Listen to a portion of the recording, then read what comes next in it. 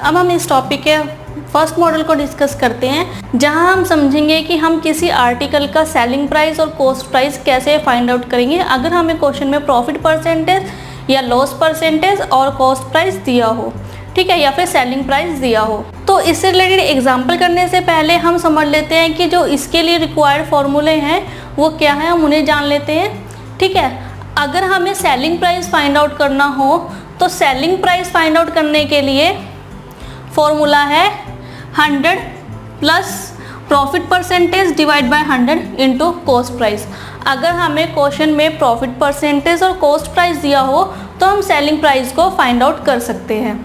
ठीक है, और अगर हमें क्वेश्चन में लॉस परसेंटेज दिया हो तो हम सेलिंग प्राइस कैसे फाइंड आउट करेंगे, 100 minus loss percentage divide by 100 into cost price.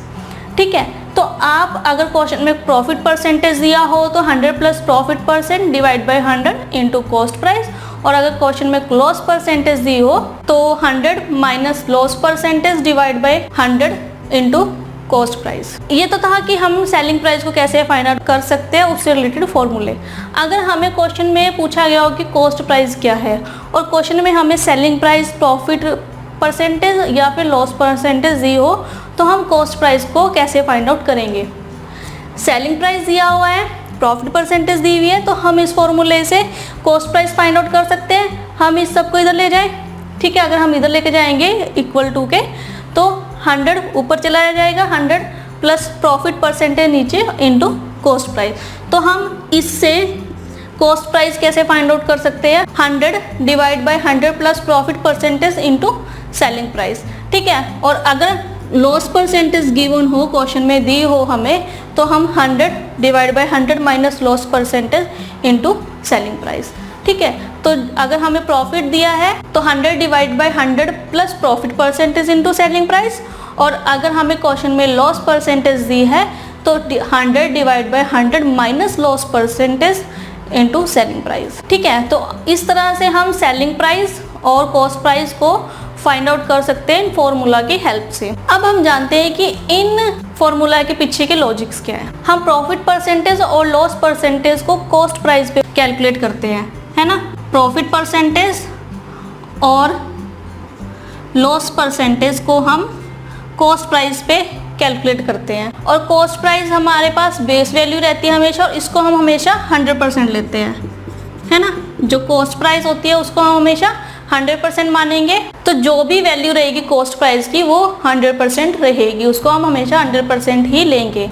अब बेसिक फॉर्मूला क्या था हमारे पास, प्रॉफिट का S minus C, selling price minus cost price, है ना।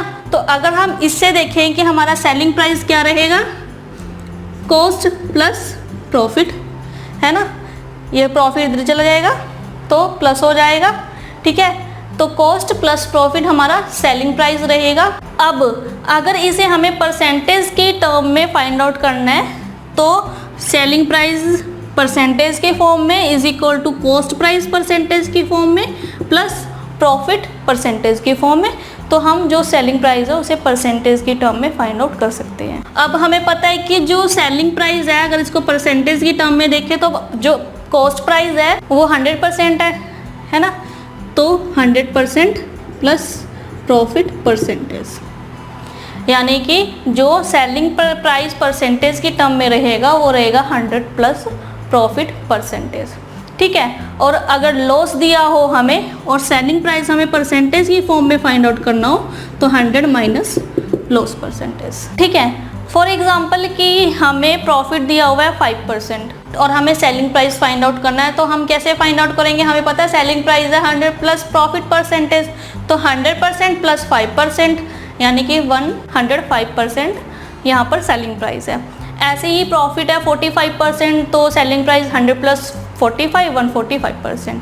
ठीक है, ऐसे ही 95% प्रॉफिट है तो 100 प्लस 95% 195%। ऐसे ही मान लो प्रॉफिट दिया है 20% ऑफ कॉस्ट प्राइस, तो हम सेलिंग प्राइस को कैसे फाइंड आउट करेंगे।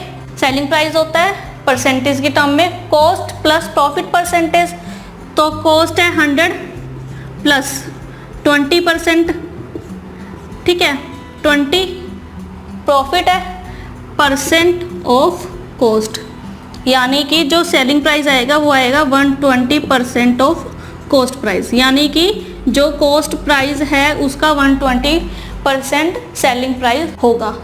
तो क्लियर है यहाँ पर कि जो सेलिंग प्राइस है और क्वेश्चन में हमें प्रॉफिट परसेंटेज और कॉस्ट प्राइस दिया हो तो सेलिंग प्राइस होगा cost percentage plus profit percentage. ठीक है, ऐसे ही अगर हमें लॉस दिया हो क्वेश्चन में तो हम सेलिंग प्राइस कैसे फाइंड आउट करेंगे। सपोज कि लॉस दिया हमें 10% का, तो सेलिंग प्राइस है 100 माइनस लॉस परसेंटेज, तो जो सेलिंग प्राइस आया वो आया 100 माइनस 10% 90%। ठीक है, और सपोज कि लॉस दिया हमें 40%, सेलिंग प्राइस होगा 100% माइनस 40% यानी कि 60% हमारे पास सेलिंग प्राइस आ जाएगा।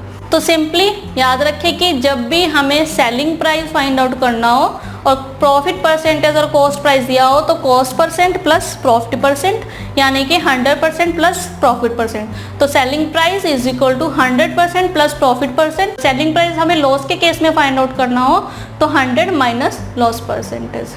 ठीक है, और हमेशा याद रहे कि हम इसको कॉस्ट वैल्यू पर ही, कॉस्ट प्राइस पर ही इसे कैलकुलेट करते हैं। इससे रिलेटेड कुछ एग्जांपल्स करके देख लेते हैं ताकि आपको ये कॉन्सेप्ट क्लियर हो जाए।